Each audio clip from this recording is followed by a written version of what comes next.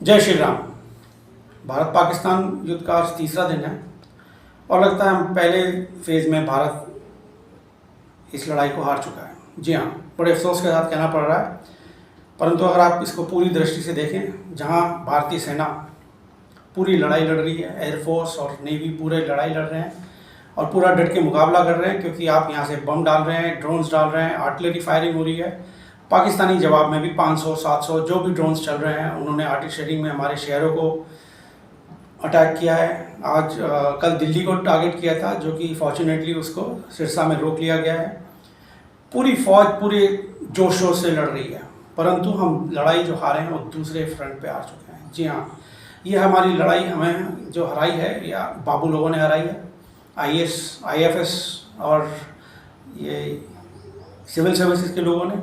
जी हाँ, देखिए, अगर आप इसको ना माने तो एक बार इस तथ्य पर गौर किए कि IMF ने पाकिस्तान को $2.3 बिलियन का लोन जो है वो ओके कर दिया है। उसमें भारत ने बहुत अपोज किया, भारत के बाबुओं ने बहुत अपनी बात रखी, परंतु IMF ने भारत की बात नहीं मानी। तो इसमें क्या मतलब हुआ कि हमारे बाबू लोग जो वहाँ पर हमारे को रिप्रेजेंट कर रहे थे, वो अपनी बात कहने पे विफल रहे। क्या हम अपनी बात IMF को नहीं मना पाए? जबकि पाकिस्तान टेरर ग्रे लिस्ट पे रह चुका है, उसके लोन कैपेबिलिटी की क्षमता कम है, 30 साल से IMF से लोन ले चुका है 28 बार। उसके बाद भी आप उसको समझा नहीं पाए कि आप इसको लोन ना दें। आपके पास पूरी ताकत है, अमेरिका आपके साथ है, इजराइल आपके साथ है, सारे फाइनेंशियल पावर्स आपके साथ हैं, और आज अपनी सिर्फ बाबू लोगों की कमी की वजह से उसको नहीं समझा पाए। तो हम उसको एक अपनी बड़ी विफलता मानते हैं, क्योंकि लड़ाई सिर्फ युद्ध पे नहीं लड़ी जा रही है, फ्रंट पे नहीं लड़ी जा रही है, लड़ाई और जगह हर जगह लड़ी जा रही है। तो क्या हमारे बाबुओं का ये फ़र्ज़ नहीं था कि वो उसको पूरी तरह से लड़ते और पूरी तरह से जीतते? हम उसको फाइनेंशियली पाकिस्तान को वहीं पे रोक सकते थे, परंतु ऐसा नहीं हुआ। भारत ने बहुत ऑब्जेक्शन किए, कहने का मतलब है, और भारत ने अपने प्रेस रिलीज में अभी जो क्या, पिछले 35 साल से सिंस 1989 पाकिस्तान IMF से लोन ले रहा है, और आपको कन्विंस नहीं कर पाए आप उनको।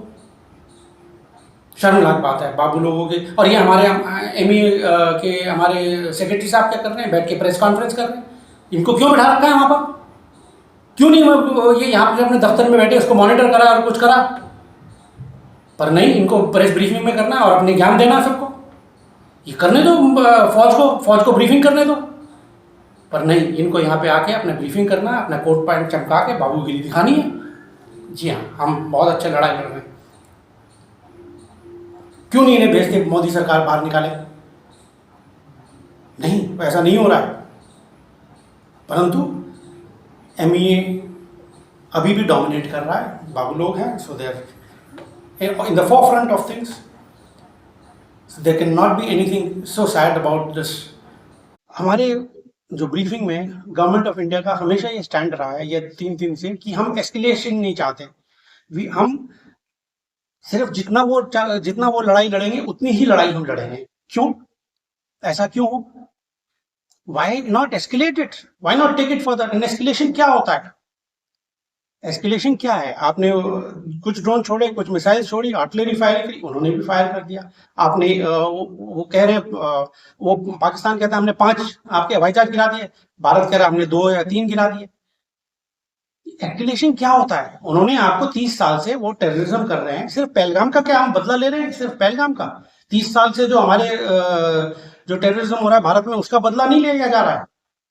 आज पहली बार भारत, ठीक है, 2 सर्जिकल स्ट्राइक हो चुकी है, 1 एयर स्ट्राइक हो चुकी है, ठीक है, हुआ, पर अब कभी ना कभी तो हमें लड़ाई लड़नी ही पड़ेगी, कभी ना कभी हमें आगे आना ही पड़ेगा। It's not warmongering, it's not asking for, but we have to fight somewhere, we have to put a stop to this.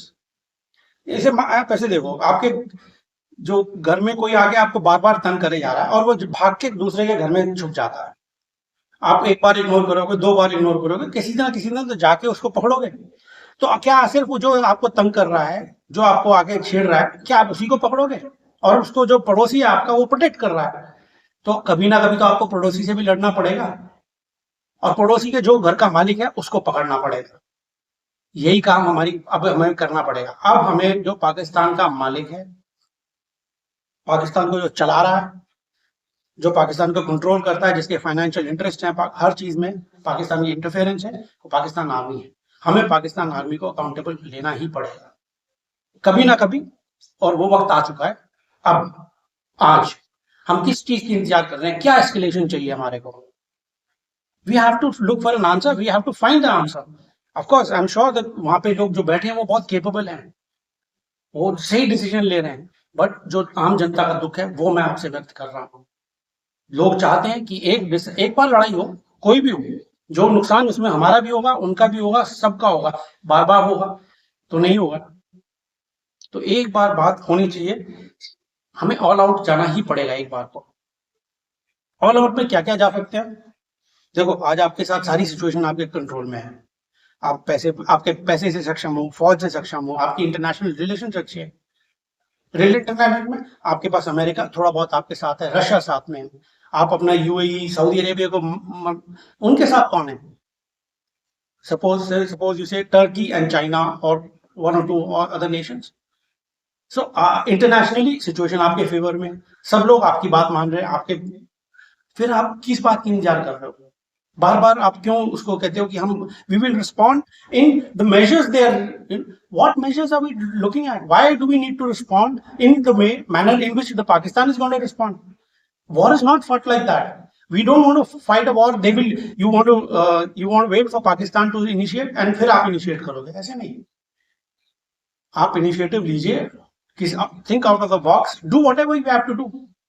अब इसमें हमारे साथ सारा कुछ हमारी सिचुएशन में, अब पाकिस्तान आज कमजोर हालत पे है, उसका फायदा उठाओ। उधर बलूचिस्तान में प्रॉब्लम है, उधर केपीके में प्रॉब्लम है, पीओके अभी आपके साथ है। आपका क्या ऑब्जेक्टिव है? हमें अपना ऑब्जेक्टिव क्लियर करके आगे बढ़ना पड़ेगा। क्यों नहीं हम उठा के अभी why don't we India recognise Balochistan? PoK को क्या हमें डिसाइड करना पड़ेगा, पीओके को हमें किस हालत में चाहिए? क्या हम उस स्थिति में है लेने के लिए पीओके को? क्या केपी के अफगानिस्तान के साथ जुड़ सकता है? We have to find answers, we have to look. जो भी आपका मत है आप प्लीज अपने कमेंट में बताओ और अपने व्यू शेयर करो, and let's ask Modi government और लेट्स रिक्वेस्ट मोदी गवर्नमेंट और the forces that please we want some justice final. Thank you very much.